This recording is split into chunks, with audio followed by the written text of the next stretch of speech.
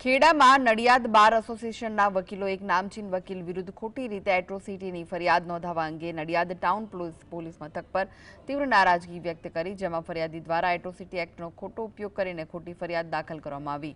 તેથી બાર એસોસિએશનના વકીલો ભેગા થઈને ખેડા જિલ્લા એસપીને આવેદન આપી ન્યાયિક અને તટસ્થ તપાસ કરવાની માંગ કરી, જેથી આવા મુદ્દાઓ પર ન્યાય મળે અને કાયદાનો દુરુપયોગ રોકાય।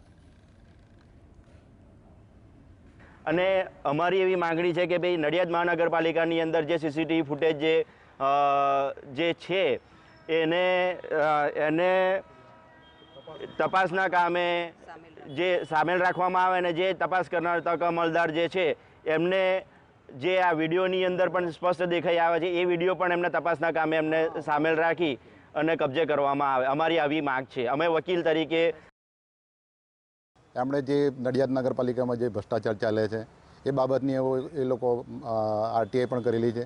એ બાબતના જવાબ માંગતા હતા। તે દરમિયાન જે બનાવ બનેલા છે એ ખરેખર દુઃખદ છે। આવો બનાવ લોકશાહી માટે કલંક સમાન છે।